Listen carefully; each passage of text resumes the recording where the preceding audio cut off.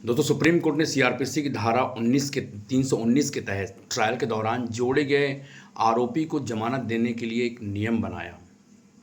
Supreme court ने कहा कि जब तक गंभीर संलिप्तता दिखाने वाले मजबूत और ठोस सबूत न हो तब तक जमानत से इनकार नहीं किया जाना चाहिए। जस्टिस जेबी पारदीवाला और जस्टिस केवी विश्वनाथन की बेंच ने झारखंड हाईकोर्ट का एक फैसला रद्द करते हुए बात कही, जिसने अपीलकर्ता को जमानत देने से इनकार कर दिया, जिसे ट्रायल के बीच में आरोपी बनाया गया।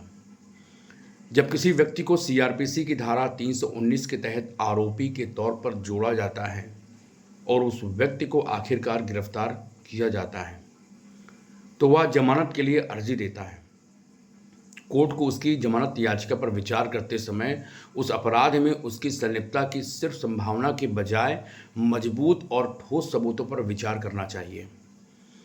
यह मामला एक हत्या की एफआईआर से जुड़ा है, जिसमें 9 लोगों के नाम थे, लेकिन पुलिस ने सिर्फ 3 लोगों के खिलाफ चार्जशीट दायर की और बाकी 6 के खिलाफ मामला बंद कर दिया। ट्रायल के दौरान अभियोजन पक्ष के गवाहों ने सभी 9 आरोपियों का नाम लिया, जिसके बाद सीआरपीसी की धारा 319 के तहत आवेदन किया गया। ट्रायल कोर्ट ने याचिका को आंशिक रूप से स्वीकार करते हुए अपीलकर्ता सहित हटाए गए 3 आरोपियों को तलब किया। अपीलकर्ता को गैर जमानती वारंट पर गिरफ्तार किया गया और हाईकोर्ट द्वारा उसकी जमानत याचिका खारिज करने के बाद वह हिरासत में रहा, जबकि अन्य 2 नए तलब किए गए आरोपियों को अग्रिम जमानत दे दी गई। सुप्रीम कोर्ट में 2 अपीलें दायर की गई, एक अपीलकर्ता की और उसकी जमानत याचिका खारिज होने के खिलाफ और दूसरी राज्य द्वारा हाईकोर्ट के अन्य आरोपियों को अग्रिम जमानत देने के फैसले के खिलाफ। अपीलकर्ता द्वारा दायर अपील में कोर्ट ने सीआरपीसी की धारा 319 के तहत तलब किए गए आरोपी से जुड़े मामलों में जमानत पर विचार करने के लिए एक व्यवस्थित तरीका बताया। सुप्रीम कोर्ट के अनुसार सबूतों से प्रथम दृष्टया मामले से कहीं ज़्यादा खुलासा होना चाहिए, जो आमतौर पर आरोप तय करने के लिए काफ़ी होता है।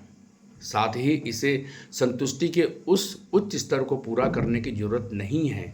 अगर सबूतों का खंडन नहीं किया जाता है तो इससे निश्चित रूप से दोषसिद्धि होगी।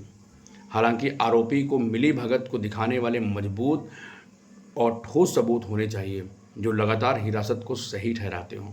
कोर्ट ने यह भी कहा, जो टेस्ट लागू किया जाना है वह चार्ज फ्रेम करते समय इस्तेमाल किए गए प्राइमा फेसी केस से ज़्यादा होना चाहिए, लेकिन इस हद तक संतुष्टि से कम होना चाहिए कि अगर सबूतों को चुनौती ना दी जाए तो सज़ा हो सकती है। कोर्ट को अपराध की प्रकृति, नए आरोपी के खिलाफ सबूतों की क्वालिटी और व्यक्ति के भागने या सबूतों से छेड़छाड़ करने की संभावना जैसे कारकों पर विचार करना चाहिए।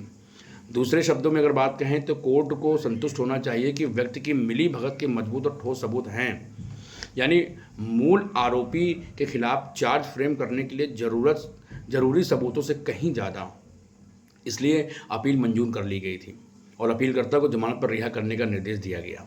इसके अलावा अन्य जो को-अक्यूज थे सह आरोपियों को अग्रिम जमानत देने के खिलाफ राज्य की अपील खारिज कर दी गई। दोस्तों, ये बहुत ही महत्वपूर्ण मामला है। इस केस का टाइटल आप नोट कर लें, MD Imran @ DC Guddu versus the state of Jharkhand. दोस्तों, धन्यवाद।